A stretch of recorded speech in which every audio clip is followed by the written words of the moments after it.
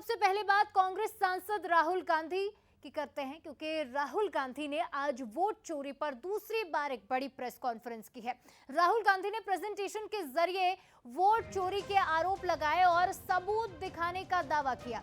उन्होंने कहा कि चुनाव आयोग जानबूझकर कांग्रेस के वोटों को निशाना बना रहा है, देखिए, और उनके नाम डिलीट कर रहा है। ऐसे आरोप चुनाव आयोग पर लगाए हैं राहुल गांधी ने। तो राहुल इस बार अपने साथ ऐसे वोटर्स को भी सामने लेकर आए जिनके नाम वोटर लिस्ट से डिलीट कर दिए गए हैं। भारत के मुख्य चुनाव आयुक्त ज्ञानेश कुमार उन लोगों की रक्षा कर रहे हैं जिन्होंने भारतीय लोकतंत्र को बर्बाद कर दिया, ये कहना है लोकसभा में नेता विपक्ष राहुल गांधी का। कोई बम ला दे, जैसे एक फुस हो गया ना, पटाखा निकला कर्नाटक वाला, ये भी फुस हो जाएगा।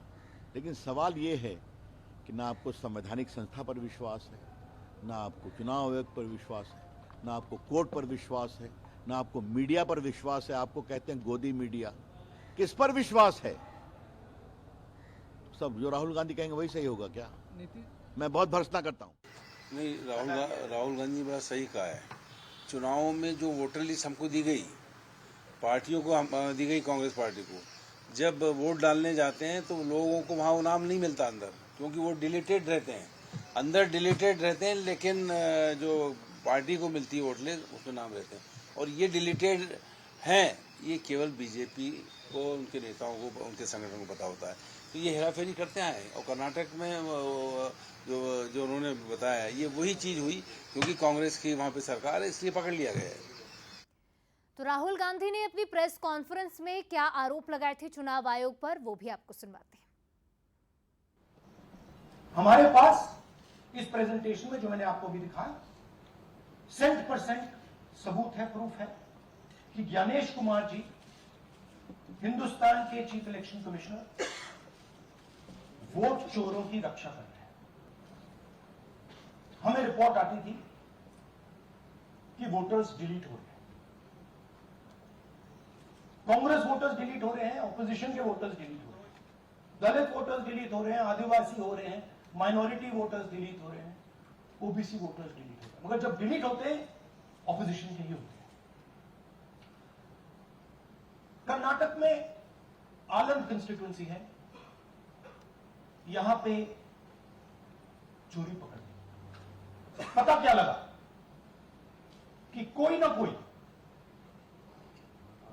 किसी ने आलंद में वोटर डिलीशन सिस्टमैटिकली ऑर्गेनाइज तरीके से, सेंट्रलाइज तरीके से।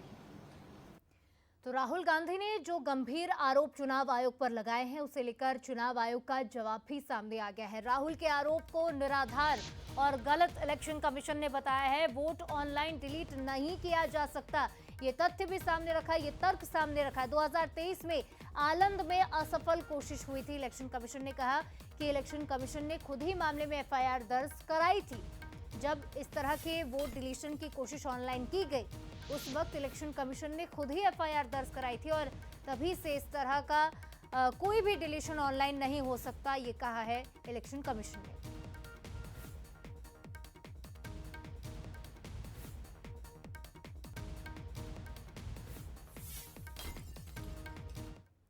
तो राहुल गांधी की प्रेस कॉन्फ्रेंस और आरोपों को लेकर अब प्रतिक्रियाएं भी सामने आने लगी है। बीजेपी विधायक रामेश्वर शर्मा ने यह बयान दिया। उन्होंने कहा कि नेहरू जी, मनमोहन जी सब इसी चुनाव से चुने गए हैं, नक्सलवाद वाले काम कर रहे हैं राहुल गांधी। इस तरह के गंभीर आरोप अब बीजेपी विधायक रामेश्वर शर्मा ने राहुल गांधी पर लगाए। तो उन्होंने कहा कि संवैधानिक संस्थाओं को बदनाम न करें, आदिवासी और शहरी क्षेत्र में पकड़ आपकी कमजोर है, जमीन से आसमान तक कांग्रेस की कोई पकड़ नहीं है, ये कहना है रामेश्वर शर्मा का। वहीं कांग्रेस नेता भूपेंद्र गुप्ता ने पलटवार करते हुए कहा कि रामेश्वर शर्मा के पास रटे रटाए बयान हैं।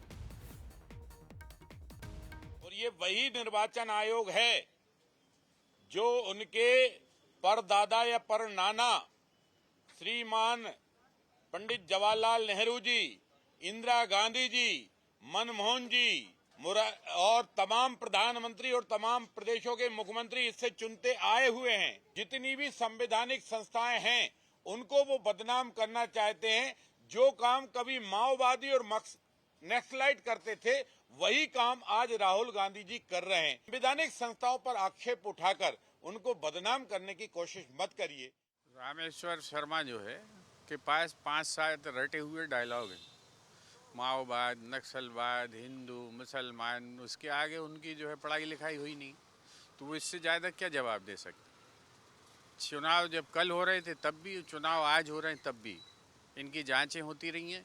सुब्रमण्यम स्वामी किसके खिलाफ गए थे कोर्ट में? कोर्ट में जांच हुई कि नहीं हुई चुनाव की? ये काम करवाना चाहते हैं क्या? ये संवैधानिक संस्थाएं ऐसे काम करती हैं कि अगर उनके पास शिकायत की जाए तो वो शेर शायरी सुनाने लगते हैं। तो रामेश्वर शर्मा जी को वहाँ बिठा दो, इनके पास अच्छे शेर हैं, ये तो और अच्छे नए नए शेर सुना सकते हैं। ऐसे लोगों को बिठा देना चाहिए चुनाव आयोग।